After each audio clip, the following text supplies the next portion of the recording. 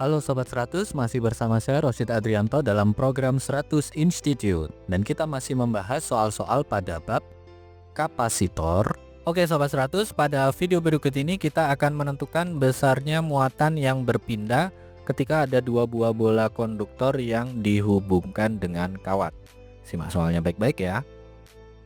Jadi di sini diketahui ada dua buah bola konduktor 1 dan 2 masing-masing memiliki jari-jari R1 adalah 50 cm dan R2 nilainya 30 cm. Yang mana bola 1 ini bermuatan Q1 sama dengan 3 kali 10 pangkat negatif 10 kulong, sedangkan bola 2 bermuatan Q2 sama dengan 1 kali 10 pangkat negatif 10 kulong. Keterangan berikutnya. Kemudian, kedua buah bola ini dihubungkan dengan seutas kawat yang kapasitasnya diabaikan. Pertanyaannya, besar muatan yang berpindah itu berapa piko kulong? Oke Sobat 100, sebelum mengerjakannya lihat ilustrasi berikut ini. Jadi katakanlah yang pertama ini adalah bola 1. Diketahui di soal bahwa jari-jarinya R1 sama dengan 50 cm. Dalam satuan internasional R1 nilainya sama dengan 0,5 meter. Bola 1 ini memiliki muatan Q1 adalah 3 kali 10 pangkat negatif 10 kulong. Kemudian di sini ada bola yang kedua. Diketahui di soal bahwa jari-jarinya R2 sama dengan 30 cm atau R2 sama dengan 0,3 meter. Nah, bola kedua ini memiliki muatan 1 kali 10 pangkat negatif 10 kulong. Kemudian kedua bola ini dihubungkan dengan kawat, lalu ditanya besar muatan yang berpindah berapa.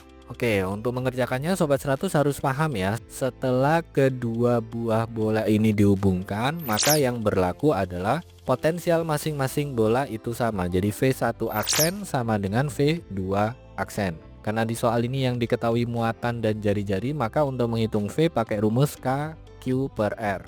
Jadi kalau di sini setelah dihubungkan pakai tanda aksen ya. Sehingga yang di ruas kiri V1 aksen itu sama dengan KQ1 aksen per R1. Yang di ruas kanan V2 aksen itu sama dengan KQ2 aksen per R2. Karena masing-masing dikalikan dengan variabel K, maka ini bisa kita sederhanakan ya. K di ruas kiri dan K di ruas kanan kita coret habis. Selanjutnya Sobat 100 bisa buat rasio muatan ya. Jadi Q1 aksen dibandingkan dengan Q2 aksen sama dengan R1 banding R2. Masukkan R1 nilainya 50 cm, R2 nilainya 30 cm.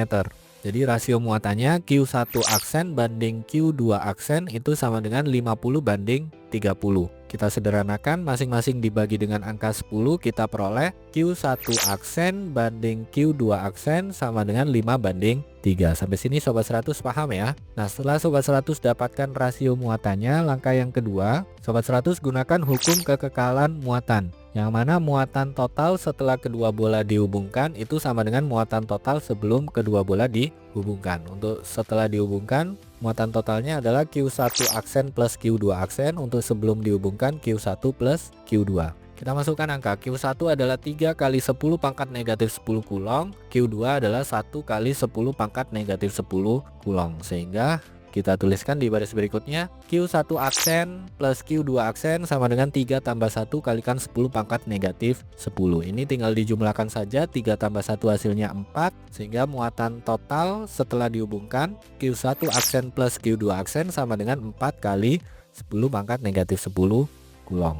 Nah, tadi rasionya Q1 aksen banding Q2 aksen adalah 5 banding 3 ya. Jadi untuk menghitung Q1 aksen, kita bisa hitung di sini Q1 aksen sama dengan 5 banding 8 kalikan 4 kalikan 10 pangkat negatif 10. Kita hitung sama-sama ya Sobat 100. Angka 4 dibagi 8 hasilnya setengah, setengah kalikan 5 ketemu 2,5. Jadi Q1 aksen itu sama dengan 2,5 kalikan 10 pangkat negatif 10 kulong. Ini Q1 aksen. Dengan cara yang sama Sobat 100 bisa dapatkan nilai Q2 aksen ya. Kalau Q1 aksen tadi 5/8 muatan total, berarti Q2 aksen itu sama dengan 3/8 kalikan muatan total ya. Jadi Q2 aksen sama dengan 3/8 kalikan 4 kalikan 10 pangkat negatif 10. Sama dengan yang Q1 aksen tadi ya. 4 dibagi 8 hasilnya 1/2 atau setengah. Setengah kalikan 3 hasilnya adalah 1,5. Jadi Q2 aksen sama dengan 1,5 kalikan 10 pangkat negatif 10 kulong. Nah, kalau Sobat 100 sudah dapatkan nilai Q1 aksen dan Q2 aksen, barulah Sobat 100 bisa hitung besar muatan yang berpindah. Jadi untuk menghitung delta Q itu bisa pakai Q1 dikurangi Q1 aksen atau Q2 aksen kurangi Q2. Nanti hasilnya sama. Di sini saya pakai delta Q itu sama dengan Q1 kurang Q1 aksen ya. Oke, Q1 tadi 3 kali 10 pangkat negatif 10 kulong. Q1 aksennya adalah 2,5 kalikan 10 pangkat negatif 10 kulong. Sehingga kita tuliskan di baris berikutnya, delta Q sama dengan 3 kurang 2,5 kalikan 10 pangkat negatif 10. Ini tinggal dihitung saja ya Sobat 100. 3 kurangi 2,5 hasilnya adalah 0,5 atau setengah. Maka kita peroleh delta Q sama dengan 0,5 kalikan 10 pangkat negatif 10 kulong. Karena diminta dalam satuan piko kulong, maka yang 10 pangkat negatif 10 ini kita ubah menjadi 10 pangkat negatif 12. Lalu angka yang di depan dikalikan 100 ya. Sehingga kita peroleh delta Q sama dengan 50 kalikan 10 pangkat negatif 12 kulong. Ingat 10 pangkat negatif 12 boleh diganti dengan prefiks piko. Sehingga jawaban akhirnya muatan yang berpindah atau delta Q sama dengan 50 piko kulong. Ini jawabannya ya Sobat 100. Oke Sobat 100, sampai di sini bisa dipahami ya. Jadi ingat baik-baik, apabila ada dua buah bola konduktor, diketahui jari-jari masing-masing bola, diketahui muatan masing-masing bola, lalu kedua bola ini dihubungkan dengan seutas kawat, ditanya besar muatan yang berpindah, maka untuk mengerjakannya di sini Sobat 100 harus paham setelah kedua buah bola ini dihubungkan dengan kawat, yang berlaku adalah tegangannya sama. Jadi V1 aksen sama dengan V2 aksen. Dengan rumus V1 aksen adalah KQ1 aksen per R1 dan rumus V2 aksen adalah KQ2 aksen per R2. Nanti di sini Sobat 100 akan dapatkan rasio muatan masing-masing bola setelah dihubungkan dengan kawat. Jadi Q1 aksen banding Q2 aksen adalah sekian banding sekian. Setelah dapatkan rasio muatan ini, langkah kedua Sobat 100 gunakan hukum kekekalan muatan.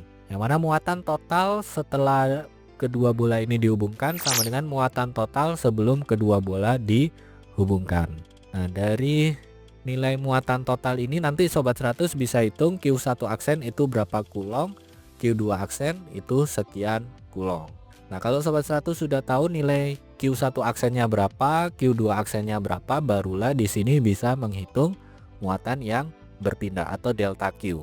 Jadi untuk menghitung delta Q bisa pakai Q1 kurang Q1 aksen, bisa juga pakai delta Q sama dengan Q2 aksen kurang Q2. Nanti jawabannya sama ya.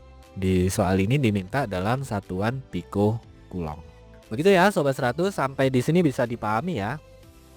Nah, kalau Sobat 100 sudah paham untuk video penjelasan ini, Sobat 100 bisa melihat atau mempelajari video penjelasan yang berikutnya. Lalu untuk pertanyaan atau soal-soal berkaitan dengan mata pelajaran matematika, fisika, kimia, Mandarin atau Inggris, Sobat 100 bisa tanyakan soalnya di aplikasi tanya jawab soal. Oke Sobat 100, selamat belajar ya.